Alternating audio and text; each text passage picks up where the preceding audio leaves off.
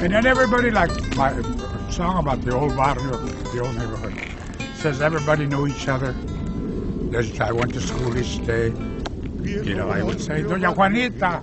I'm not Doña Juanita, who used to write this song. How's Arturo and how's Jose, my buddies? Everybody I sing of in that barrio song. They all lived here. They really existed. And we were good neighbors. We had great times. A lot of parties. Somebody's birthday here or over there. And we'd be playing the parties. We'd get 50 cents an hour. Four guys. That was not bad. Esa gente que yo quise, por las tardes se sentaba afuera a tomar el fresco. Yo pasaba y saludaba, ya parece que oigo el eco. It was at a Christmas Eve, and my mother was with her sisters around the bed, ready to give birth, and they had a midwife to deliver the child, and it was Christmas Eve, and it was pretty doggone cold, and we didn't have heaters at that time, probably a fireplace, and when the time came, I came into the world, and screaming and yelling, of course, probably singing. And my mother had an attack of some sort, but she was in trouble, and they just forgot about me. Senora, this and that. And they threw me at the foot of the bed, towards the foot of the bed. And they knew it. I just come out. And they went to my mother and started helping her. They were just trying to save my mother, and she finally came back too. And by that time, which took 15 or 20 minutes, then they remembered me. The baby, where's the baby? But the baby was on the foot of the bed, turning blue already. And what Miss Sherilyn Mentis, my co-author, described it, said that I was blue, that I probably wanted to crawl back in. It was so cold. And I don't remember how cold it was, but I'm sure that if I had to reason at that time, I would have been very cold. Maybe you should tell them what you learned at that point about how important it is to be the center of attraction. That's what that's where I got that. That I always like to be the center of attraction. Attention. Of a center of attention and attraction. Tell me about your neighbors here. Now, you yes. Yes. On this corner of the yellow door yard was a very heavy-set Chinese gentleman. Called him El Chino Gordo, the fat Chinese. And he had two sons, I remember, because they were the age of my brothers, older brothers, 18, 20 or so. And they were friends of my brothers. I remember the name of one of them, Los Osun, was one of the boys. And the other one, I can't think of. But anyway, we bought our groceries from them. And then across the street over there, on the white building, was the bakery where they made Mexican pastry. Very good. I remember the smell coming in the morning when they had the bread in the oven. It smelled so good. At this corner was a family by the name of Irun. I-R-U-N was their last name. I'll never forget, because they were not Mexican Americans, they were Basque. Biscayne. And they were a very wonderful family. They sold medicine, herbs, and that kind of things. And so we had the four corners were very popular.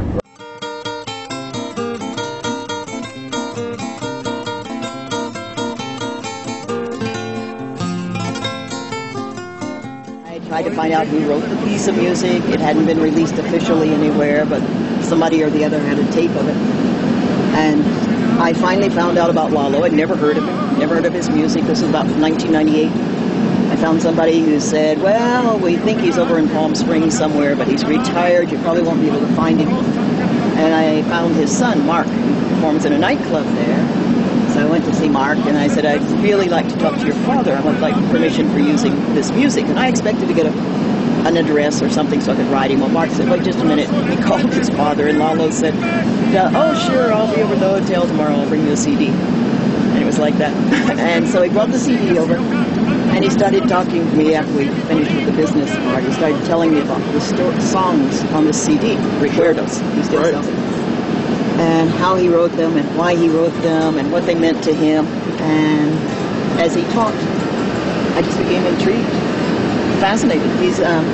I come from a part of the world where storytellers are next to God. It's a southeastern culture. I was born in Texas, grew up in Oklahoma, and my family is all from Georgia, Tennessee, the Carolinas, Kentucky. So you find a good storyteller, you've got a treasure. Right. And so Lalo liked to talk, and I liked to listen, and sort of all went downhill from there. There's something right in front of the house. Yes, absolutely. Right here. Right. Yeah. That's where I lived for many years. There was the best house in the neighborhood. It had some trees, China berry trees in front, and in the back we had a grapevine that we made into arbor. An arbor. And we'd sleep out there at night because we had no air conditioning. Yeah, that's right. And we'd leave sleeping porches. We would put beds out there. Sure. And we'd sleep out there. It was great at night. So look at the moon and the stars nights. And I had friends living in all these houses here. Guys, my age. Right. Those are the guys I went with to the Hay Mountain to bring some saguaros. We'd take long poles with a hook on the top and pull saguaros down. Right, it's saguaro fruits. And you used to sell those for... We used to sell them door to door. How much did you charge for those, Lalo? I think they were a nickel a piece. A piece or a bucket? A nickel a piece would be a lot. A nickel a piece. That's a lot. We had a bucket, so we would sell quite a few. And at one time I sold El Tucson-born door to door. Right. The Mexican newspaper. The Mexican newspaper, yeah. And that doesn't exist anymore. Right. No, I don't think so. Been years. Well, you did anything you could to help out at the house. There were 9 of us, and my dad and my mom, 11. So among all of us, we'd bring a few bucks in for this and that, the other, help the old man out, He was a good father, hard worker. He worked all his life at the Southern Pacific Railroad.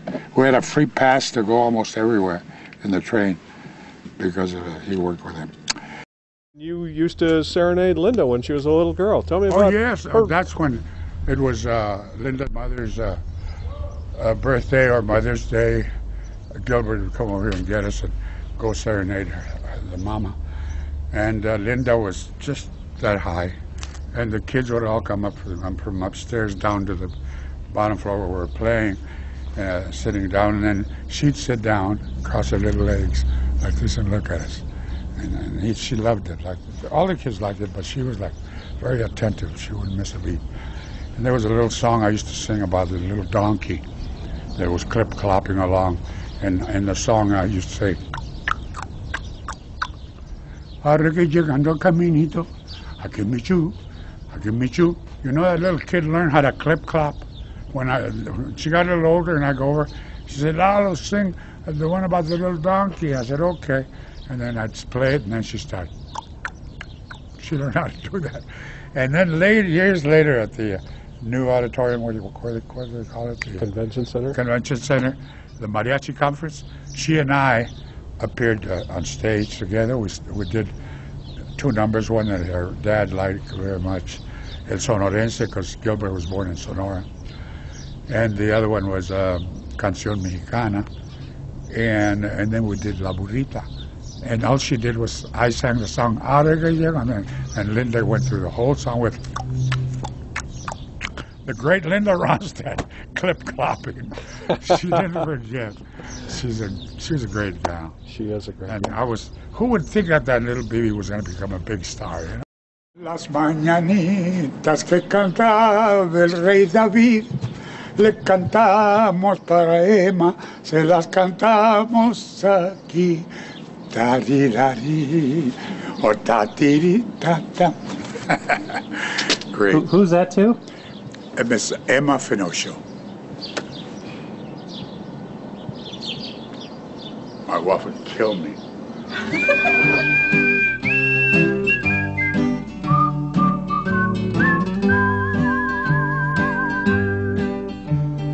Born in Chihuahua in 1903, on a sarape out under a tree.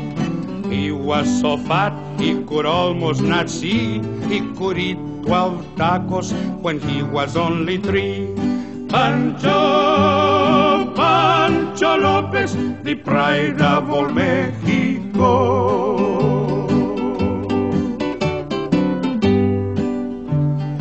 When he was 7, he could shoot his gun, ride on his burro till the day it is done. But when there's work to do, why Pancho he run. He go out a-grinning to sleep in the sun. Pancho, Pancho Lopez, you lazy son of a gun.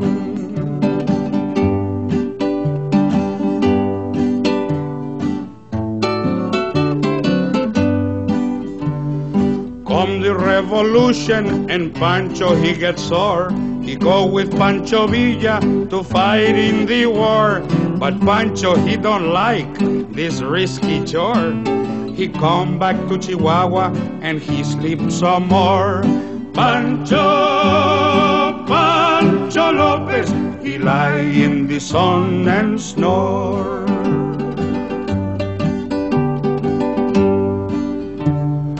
When he wake up, he's sleeping all done. The wetback movement have just begun. So he pack his guitar, the son of a gun, and he come to California to follow the sun. Pancho, Pancho Lopez, he swim across the Rio Grande.